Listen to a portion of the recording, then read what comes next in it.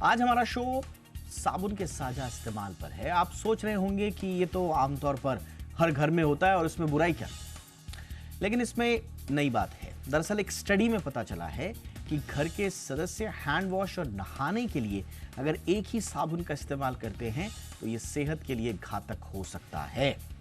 दरअसल इस्तेमाल हुए साबुन में ऐसे बैक्टीरियाज और वायरस छिपे होते हैं जो दूसरे व्यक्ति के इस्तेमाल करने पर उसे संक्रमित कर सकते हैं। और कुछ इसी तरह के खतरे साझा रूप से इस्तेमाल होने वाली दूसरी चीजों में भी हैं, जैसे तौलिया। आज हम इसी पर्सनल हाइजीन पर बात करेंगे। इस पर बात करना बहुत जरूरी है क्योंकि अक्सर लोग इन सब चीजों को इग्नोर कर देते हैं। पर्सनल हाइजीन में आपका तौलिया, आपका साबुन, आपकी वॉशरूम किट, सब चीजें आते हैं और कभी कभी इसको इग्नोर करना घातक भी हो जाता है। इसलिए आज थोड़ा सा ठहर कर इस छोटे मगर बहुत ही इंपॉर्टेंट मुद्दे पर गौर कीजिए। अगले आधे घंटे में हमारे साथ खास मेहमान होंगे, लेकिन पहले ये रिपोर्ट।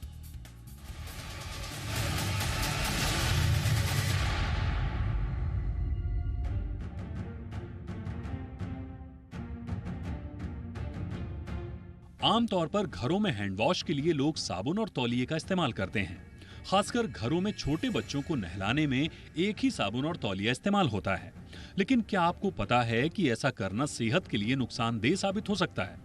साबुन की बात करें तो इसे लेकर ऐसी कई स्टडी सामने आ चुकी हैं जिनमें कहा गया है कि साझा किए गए साबुन की लेयर पर बीमार करने वाले कीटाणु होते हैं जो सेहत को बीमार कर सकते हैं। कि एक अध्ययन में पाया गया कि इस्तेमाल किए गए साबुन में 2 से 5 अलग अलग तरह के कीटाणु होते हैं।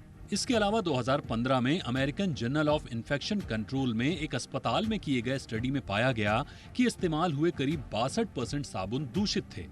साझा इस्तेमाल किए गए साबुन पर छिपे हुए ये बैक्टीरिया और वायरस संक्रमण फैलाने का काम कर सकते हैं। यानी एक ही साबुन इस्तेमाल करने से एक व्यक्ति से दूसरे व्यक्ति में संक्रमण फैल सकता है। चलिए ये भी बता देते हैं कि साबुन के बार पर कौन से बैक्टीरिया और वायरस हो सकते हैं। स्टडी के मुताबिक साझा किए गए साबुन की लेयर पर ई कोली, साल्मोनेला और शिगेला जैसे बैक्टीरिया के साथ ही नोरोवायरस, रोटावायरस और स्टेफ जैसे वायरस हो सकते हैं। ये घातक कैसे हो सकते हैं, ये भी समझना जरूरी है। दरअसल अगर किसी की बॉडी पर घाव या चोट है या उसे कोई त्वचा संबंधी एलर्जी या डिजीज है तो उनके इस्तेमाल किए हुए साबुन दूसरे व्यक्ति के इस्तेमाल करने पर उसे संक्रमित कर सकते हैं।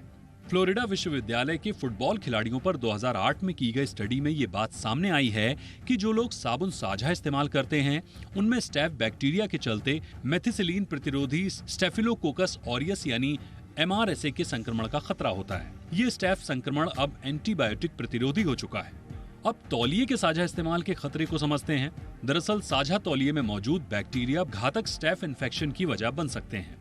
इसके अलावा साझा तौलिए से स्किन डिजीज में खासकर खुजली और दांत के अलावा मुहासा होने का खतरा होता है।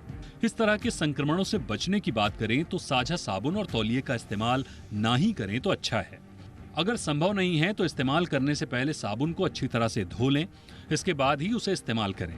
वहीं एक बार तौलिए का इस्तेमाल हो चुका है तो उसे धोने और सुखाने के बाद ही दूसरे को इस्तेमाल करने दें ताकि बीमार करने वाले बैक्टीरिया और वायरस से खुद को बचाया जा सके।